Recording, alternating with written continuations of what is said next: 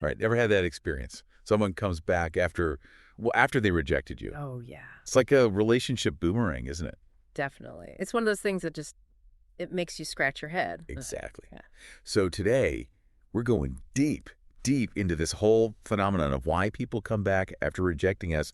We're going to be referencing a piece called "The Real Reason They Come Back After Rejecting You." It really gets into some fascinating stuff, some things you might not expect. Yeah, it really unpacks some of the psychology behind it. What's really going on beneath the surface. Yeah. Okay, so first thing the audio piece dives into is this idea that sometimes people don't realize what they had, until it's gone. Oh, absolutely. You could have been the one that was always there, supportive, consistent, the whole nine yards, Yeah. but they just took it for granted. Yeah, and that really taps into this whole this area of psychology called loss aversion, right? The idea that we actually value things more once we lose them. Oh, that's interesting. Yeah, like think about it like a coffee mug. You have your favorite coffee mug, right? Mhm. You use it every day, you don't really think about it. But then you break that mug, suddenly you realize how much you miss it, Right, right. how much you relied on it. Makes sense. So how does that apply to relationships then?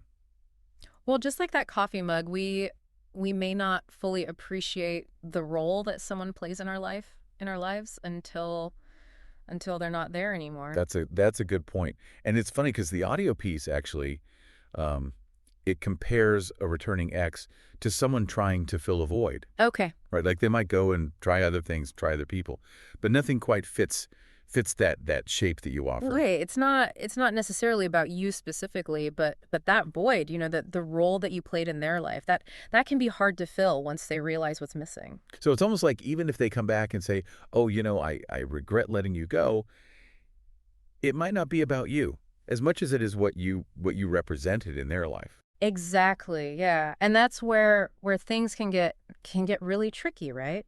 Because Yeah. it's essential to pay attention to their actions rather than just their words. Like, do they actually show genuine remorse for how they treated you? Or are they just missing the benefits of having you around, right? Like that comfort, that security, whatever it was that you provided. It's like the audio piece makes this point. Regret without change behavior is just empty words. Exactly. Okay, so we've tackled that. Now this is where it gets really interesting. The piece then goes into this other reason for these surprise returns, and that is that sometimes the person has like genuinely grown and changed Yeah. since they rejected you. Okay. So they might actually be in a better place to appreciate you now. Interesting. Yeah. So maybe there's hope for second chances then. Yeah, it kind of seems like it's possible, but the piece also makes this point that it's crucial to remember that you've likely grown and changed too. Right. So the question then becomes, are your new selves compatible? It's not just about them changing. Absolutely. It's about whether you've both evolved in ways that actually align now. That's a really good point. And the piece gives this really insightful example. Sometimes people actually need to distance themselves to figure out who they are, and what they truly want in a partner. Oh wow. So the rejection, it might not have even been about your worth at all. It might have been about their own journey of self-discovery. So their timing, what they were going through at that time. Exactly. Not anything you did. It might have been necessary for them to go through certain experiences to gain that clarity about what they were truly looking for in a relationship. That's a really good point. Hmm. Okay, now for another reason. This one I think a lot of people can relate to this. Sometimes the return, it's about seeking comfort, Yeah. not necessarily love. Oh, interesting. So you were their safe space. Right. You were their haven, and now they're facing hardship. They're longing for that security again. I see. So it's like, when we're stressed or we're going through a tough time, we often crave familiarity, we crave comfort. It's a natural human instinct to seek out, what feels safe, what feels secure. Right, right. And you represent that stability. It makes sense. So they might be drawn back to you because you represent that sense of stability, that emotional support that they're just craving. Yeah. But the piece, it also cautions us, right? It cautions us about letting ourselves become someone's emotional backup plan without getting that same level of respect, that same level of commitment in return. Because, comfort without reciprocity, that can create a very unbalanced dynamic. That's a good point. It's like it's not about denying someone comfort when they're struggling. No, of course not. But it's about recognizing when that comfort seeking, it might be masking deeper issues that need to be addressed. Exactly, yeah. You deserve a relationship where, you're both equally invested, you're both, equally supportive of each other's needs. Okay, you ready for this one? This reason is a bit more, well, cynical. Okay, I'm intrigued. So the audio piece suggests that sometimes the return is all about ego. Oh, the ego. Yeah, some people just need that constant external validation, to prop up their self-esteem. So they might come back just to make sure you still care. Oh, wow. Right? That they still have that power to affect you. Interesting. Yeah, it's not really about genuine connection, is it? It's more about using others to regulate their own sense of self-worth. Yeah, and the piece gives this example. They might come back just to see if you've moved on. Oh, wow, that's pretty tough. It's about control, not love. Right. It's like they can't handle the thought of you being happy and thriving without them.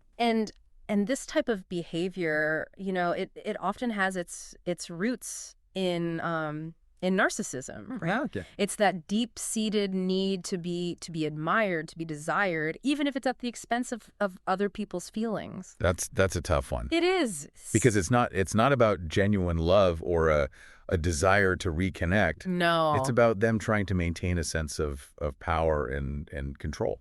And it's really important to recognize that you're not responsible for managing someone else's ego, right? Yeah, right. Like you deserve to be with someone who values you for who you are, not for how you make them feel about themselves. Okay, this next reason, this might hit close to home for some of our listeners. Yeah. The audio piece points out that sometimes people come back because they can't handle seeing you move on. Oh, I see. So it's that classic, I don't want you, but I don't want anyone else to have you either kind of mentality. Right. Yeah, exactly. It's not that they actually want you back. It's just that they don't want anyone else to have you. And that, that jealousy that doesn't equal love, right? Yeah. Like it often stems from insecurity, from possessiveness, that fear of being replaced. In the audio piece, it puts it perfectly. Yeah. Their discomfort with your happiness, it's not your responsibility. That's so important. Right. You have every right to move on, to heal, to find happiness with someone else. Absolutely. You deserve to be with someone who is genuinely happy for your successes, and who supports your journey, not someone who feels threatened by your happiness. Yeah, you have the right to create a life that brings you joy, regardless of how it makes them feel. I love that. Your happiness is not contingent on their approval or validation. Exactly. And it's not always about, like a conscious decision to hurt you. Sometimes it's almost like they're struggling with something internally. What do you mean? It could be, a period of uncertainty in their own lives, and they're kind of grasping for something familiar, something that feels safe. And you, with all the history and the shared experiences, you represent that kind of stability. So it's almost like they're reaching for like life raft, and that life raft happens to be you. Exactly. Yeah. And it's not necessarily malicious or manipulative. I mean, it's human nature to seek out that kind of comfort, that security when you're feeling a bit, lost, overwhelmed. Right. The audio piece, it talks about how powerful like positive associations can be. Yeah. And you might have been that source of warmth and understanding during a difficult time for them. And those feelings, they just kind of resurface when they're facing new challenges. Absolutely. Yeah. Like our brains are wired to seek out those positive associations. So it's almost like an instinct. Yeah, almost like an instinctual reaction to their current state. Yeah. Not necessarily, meant to hurt you or use you in any way. Right. Okay, but even if it's not intentional, the piece I think makes a really good point about recognizing these patterns. And if you're not careful, you can get kind of sucked back into this dynamic where you're the one providing comfort, you're providing support, right? But you're not necessarily receiving that same level of investment in return. Exactly. Yeah, and It's so easy to fall back into those patterns, especially if, if there were good times, in the Wow. past and you have those positive memories. But it's really important to be aware of those patterns. And you made a good point earlier about not letting yourself become someone's emotional backup plan. Yeah, yeah. Without getting the respect and commitment that you deserve. Right, because comfort without reciprocity, that's a recipe for an unbalanced and ultimately unfulfilling relationship. Absolutely. Yeah. So it's like that comfort should be a natural like byproduct Yep. of love and mutual respect, Yeah. not a substitute for it. Exactly. Yeah. If they're only coming back for that emotional warmth, it might not be about you as a person at all. Okay, that's a good distinction. So Mm. it's about setting those healthy boundaries for yourself. Yeah. And not allowing yourself to be taken advantage of, even if it's not, consciously malicious. And sometimes by allowing someone to constantly rely on you for that support without taking responsibility for their own growth, Yeah. you're actually hindering their progress, right? That's a good point. Like sometimes the kindest thing you can do for someone is to encourage them to face those challenges head on Yeah. rather than always providing that soft place to land. Okay. I like that. It's about empowering them Yeah, to develop their own resilience. exactly. Yeah. It's about fostering interdependence, not Right. dependence. Yeah, here's another reason that I'm sure a lot of people can relate to, that grass is greener syndrome. Oh, yeah. The audio piece talks about how sometimes people come back because they realize they couldn't replicate what you offered. Oh, that's a classic one, right? The not knowing what you've got till it's gone. Yeah, exactly. Yeah. They might have left thinking, oh, I can easily find someone who can provide that same level of connection, that same level of support, whatever it was they valued in you. I can find that anywhere. Yeah. And then yeah. they go out there and they realize it's not that easy. It's not that simple. No, it's not. And the piece describes it as like almost this moment of painful realization, right? Uh-huh. They've tried those other relationships, those other friendships, but nothing quite fills that specific void that you left. Right, right. Because you were unique. Yeah, and it really speaks to the uniqueness of each individual, right? And the distinct qualities that we bring to our relationships. You might have had a way of understanding them, a way of supporting them, a way of making them feel seen Yeah. that they simply haven't found anywhere else. And that realization, that can be pretty humbling. Oh, I bet. It is. It is. Because they might have walked away feeling so confident, so self-assured, and then they're hit with this realization that, wait a minute, Yeah. what I took for granted, that was actually pretty special. Yeah, it can be a harsh lesson to learn, but it can also be an opportunity for growth, right? Mhm. Like the key is whether they take responsibility for their part in the situation and genuinely appreciate what they had with you. Right. But even in these cases where they're come back because they couldn't find anyone better, Mhm. the audio piece makes this point that it's still more about their realization Yeah. than about a genuine appreciation for you. That's an important distinction to make, yeah, because it's about their unmet needs and the fact that you happen to be the one who fulfilled them. Yep. It doesn't necessarily mean that they've suddenly gained this profound understanding of your worth as a person, right? Right. It's more about them coming to terms with their own mistake Right. Right. and the loss of something valuable. So it's not necessarily about love. Uh-huh. It's more about regret, maybe even a bit of desperation. Yeah. Yeah. It's almost like they're not coming back because they can't live without you. They're coming back because they realize they can't live without what you provided. Yeah, exactly. Okay, that's such a good way to put it. It's like that difference between being loved for who you are Yeah, and being valued for what you offer. exactly. And that's a question, that's worth pondering, right? Like, do you want to be with someone who only sees your value in terms of how you meet their needs, or do you want a relationship where you're appreciated for your whole self? Wow, those are some big questions to consider. Speaking of settling, the audio piece then kind of goes into this other reason for these comebacks, Yeah. that it's often less about love and more about convenience. Oh, okay. The dreaded backup plan. The just in case scenario. Yes, exactly. Yeah, I've seen that one before, where they might have rejected you initially because they weren't ready to commit or they were unsure about what they wanted.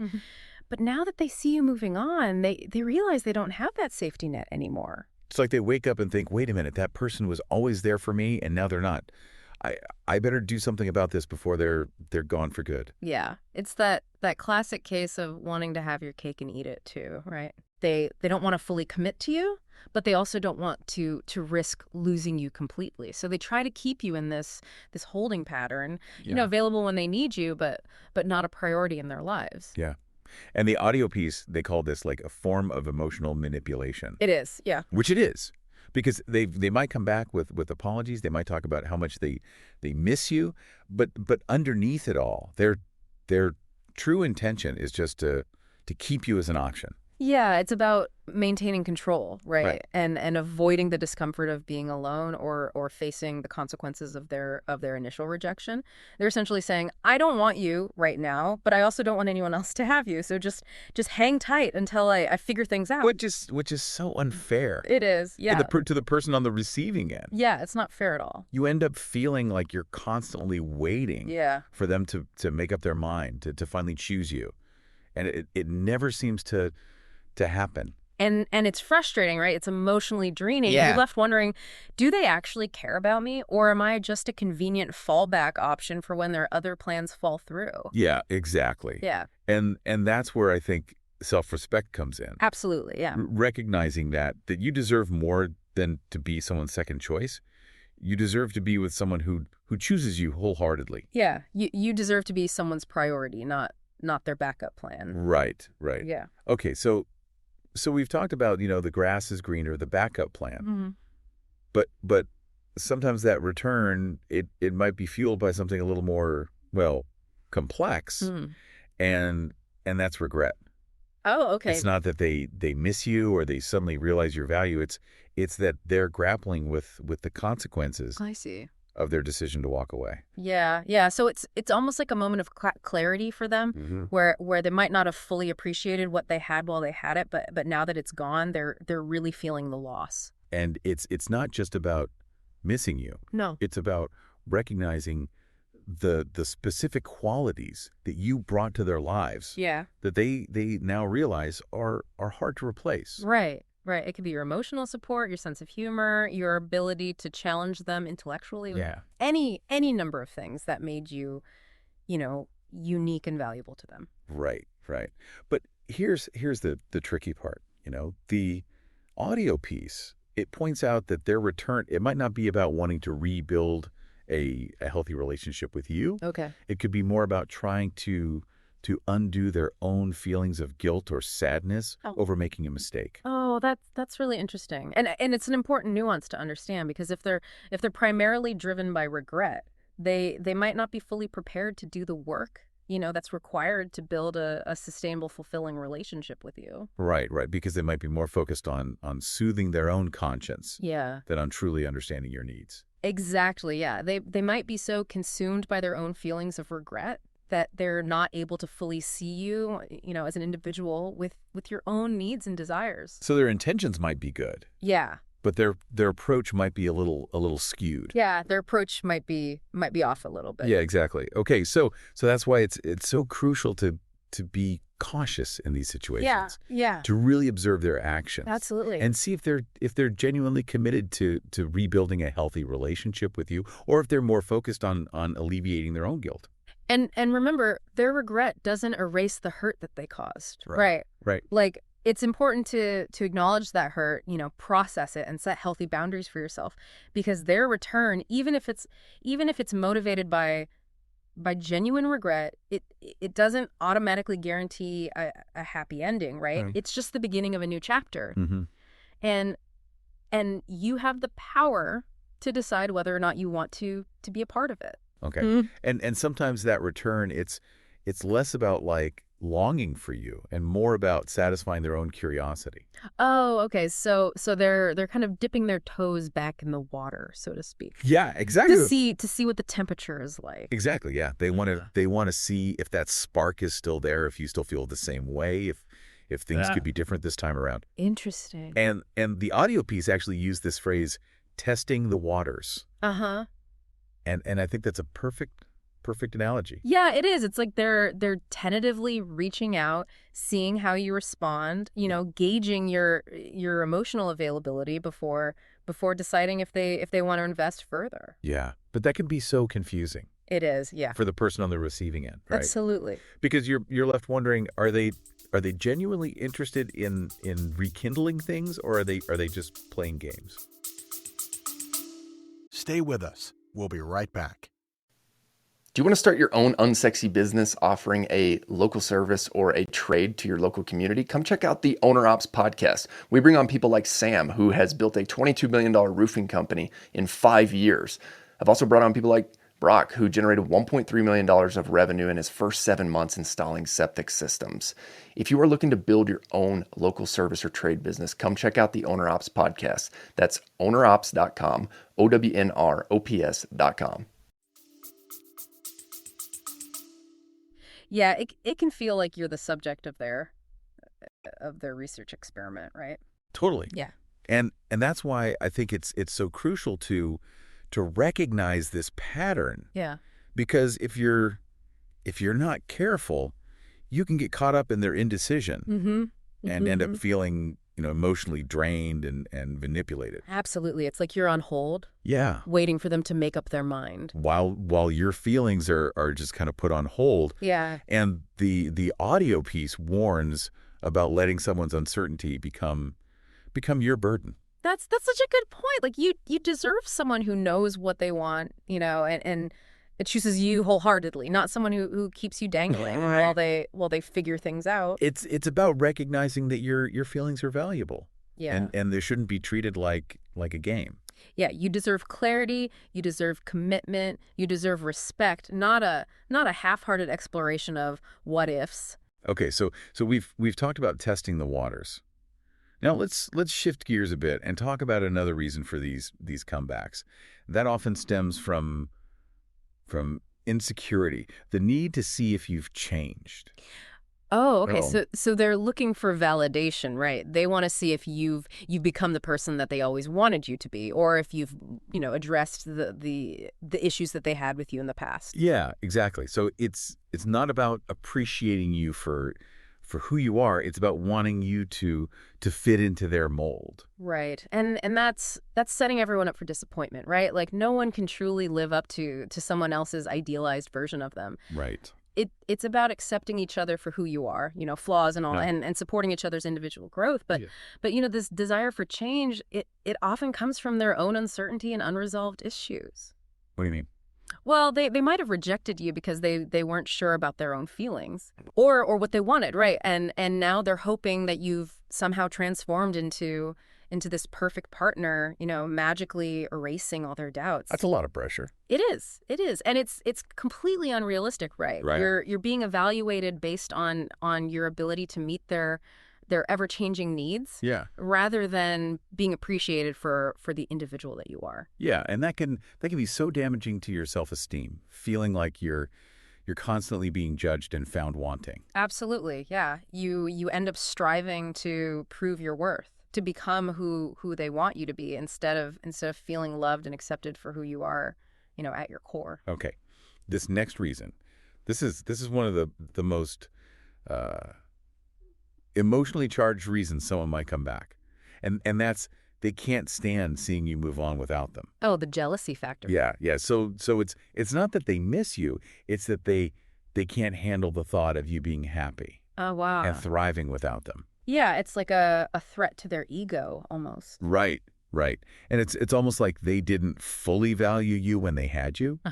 But now that you're moving forward, they suddenly feel this sense of loss, and they need to reclaim what they've lost. It's about control, isn't it? It is, yeah. Like they want to feel like they still have a hold over you.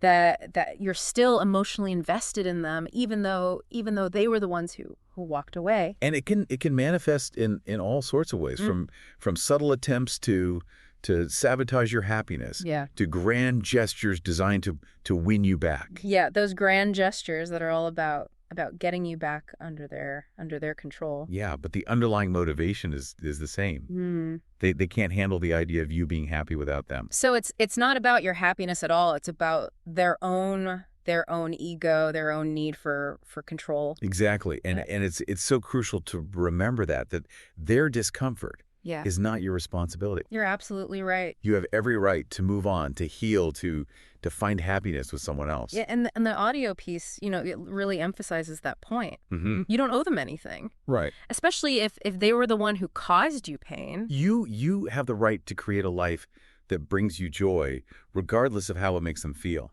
That's so powerful. Like your happiness is not contingent on their approval or their validation. And that's so empowering to remember. Yeah, absolutely. That your worth isn't tied to someone else's ability to handle your happiness. Yeah. You deserve to be celebrated, not dimmed down. Exactly. And this whole discussion brings up another fascinating point from the audio piece. Sometimes those who rejected us, they come back because they need to prove something to themselves. Oh, okay. What are they trying to prove? Well, it could be a few things. Maybe they want to prove that they've changed, that they're not the person who hurt you before. Or maybe it's about proving that they're still desirable, that they still have the power to attract you even after they pushed you away. So it's less about their feelings for you Yeah. and more about their own internal struggles and insecurities. Exactly. They're using the relationship as a way to validate themselves, to boost their own ego, or to quiet those nagging doubts they have about their own worthiness. That makes sense. Yeah. It's almost like they need to win you back to feel good about themselves, regardless of whether they actually want a real relationship. Right. It's not about you, it's about them. Yeah. And that can be, really confusing for the person on the receiving end. Right, I bet. Yeah. Like you're left wondering if their intentions are genuine, or if you're just a pawn in their own personal game of self-discovery. Yeah, it's like you're trying to rewrite the past, Yeah. to undo their mistakes, Yeah. but not for your sake, for their own. Exactly. And while self-reflection and growth are important, it's crucial that it comes from a place of genuine self-awareness Mhm. and a desire to be better, not just a need to soothe their own ego. Okay, so how can someone tell if the person coming back is truly motivated by a desire to reconnect, Right. or if it's more about them trying to prove something to themselves? That's the $1,000,000 question, isn't it? And unfortunately, there's no easy answer. But one thing that the audio piece really emphasizes is the importance of looking beyond their words and focusing on their actions. Right, actions speak louder than Exactly. Like, do they demonstrate a genuine understanding of the pain that they caused? Mhm. Are they willing to take responsibility for their actions? Oh, Are they putting in the effort to change their behavior Yeah. and build a healthy, respectful relationship? Okay, those are great questions to consider. I mean, it's easy to get caught up in the hope and the excitement of a potential reconciliation. Right. But it's important to stay grounded Mm-hmm. and assess their actions to see if they truly align with their words. Absolutely. And remember, you have the right to choose, right? Like, you don't have to let anyone back into your life if you don't feel safe, if you don't feel respected, if you don't feel valued. Yeah, it's about reclaiming your agency Yeah. and setting boundaries. Exactly. You deserve a relationship where you feel secure, you feel appreciated, you feel loved for who you are, not someone who is only interested in you because they need to prove something to themselves. Okay, so as we kind of wrap up this deep dive Yeah. into this complex world of why they come back, what are some key takeaways our listeners can hold on to? I think the biggest one is understanding the psychology behind someone's return can really help you make empowered decisions about your own life, right? Mm-hmm. It's about recognizing that their actions are often a reflection of their own internal struggles, their own insecurities, their own unmet needs. You're right, and realizing that their behavior is not a reflection of your worth. Exactly. You are worthy of love, you are worthy of respect, you are worthy of a relationship where you feel cherished from the start. Mm-hmm. Not someone who only realizes your value after they've lost you. I love that. That's such an important message It is. for everyone to hear. Thank you. Thank you so much for sharing your insights with us today. Oh, it's been my pleasure. It's always so interesting to delve into these relationship dynamics. It is.